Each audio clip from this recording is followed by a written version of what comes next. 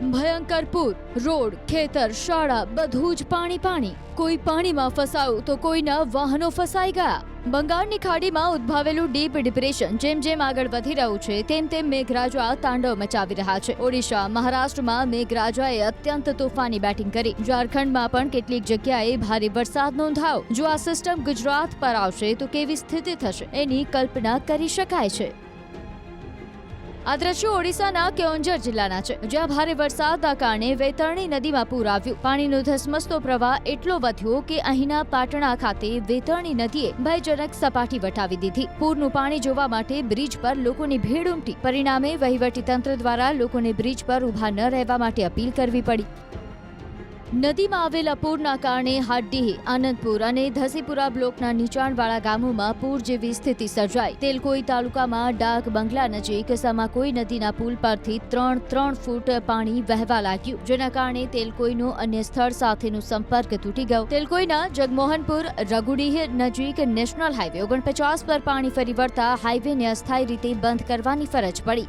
Railway track પર પાણી ભરાતા સલામતીના ભાગરૂપે પૂરી બડબીલ ટ્રેનને નરણપુર સ્ટેશન નજીક થોભાવવી પડી. સતત વરસાદના કારણે કેઓન્ઝર શહેરના અનેક વિસ્તારોમાં પાણી ભરાઈ ગયા છે. ખેતીની જમીનો ડૂબી જતા ખેડૂતો ચિંતિત બન્યા છે. રીમાલ ડેમના દરવાજા ખોલાતા કેશદુરાપાલ ખાતે નદીના પ્રવાહમાં એક યુવતી તણાઈ ગયાનો દાવો છે. છેલ્લા 2 દિવસથી વૈતરણી નદીના ઉપરવાસ વિસ્તારમાં ચંપુઆ, સ્વામ, પાટણા, કેઓન્ઝર અને ધસીપુરામાં ભારે વરસાદ થતા આનંદપુર ખાતે નદીમાં તોફાની પ્રવાહ વહેતો જોવા મળ્યો, જેના કારણે નીચાણવાળા વિસ્તારોમાં પૂરનું જોખમ ઊભું થયું છે.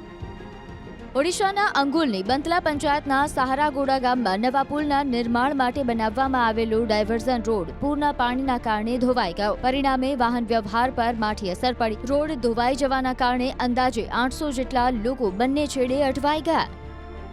આ દ્રશ્યો જાજપુરના છે, જ્યાં મેઘરાજાની ધમાકેદાર બેટિંગ બાદ નદી નાળામાંથી પાણીનો પ્રચંડ પ્રવાહ વહેવા લાગ્યો. રોડ રસ્તા પર 4 ફૂટ જેટલું પાણી વહેતું થતા લોકોની મુશ્કેલીમાં વધારો થયો. રોડ પર જાણે કે નદીનો પ્રવાહ વહેતો હોય તેવા ડરામણા દ્રશ્યો કેમેરામાં કેદ થયા. આસપાસના નીચાણવાળા વિસ્તારોમાં પાણી ફરી વળતા લોકો ટ્યુબના સહારે સલામત સ્થળે પહોંચવા મજબૂર બન્યા.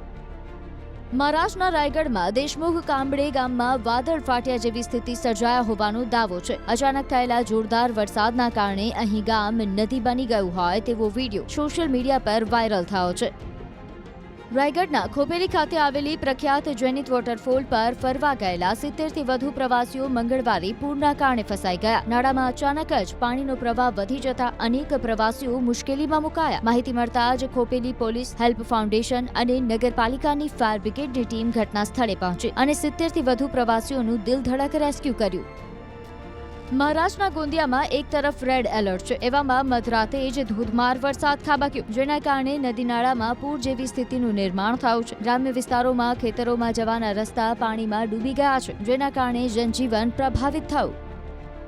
નાગપુરમાં પણ મેઘરાજાએ ધમાકેદાર બેટિંગ કરી. મંગળવારે દિવસ દરમિયાન અહીં વરસેલા અંદાજે 7 ઇંચ વરસાદથી જળબંબાકારની સ્થિતિ સર્જાઈ. અહીંની એક શાળાના પટાંગણમાં પાણી ભરાઈ જવાના કારણે નાના બાળકો ફસાઈ ગયા હતા, જેને સલામત રીતે બહાર કાઢવામાં આવ્યા.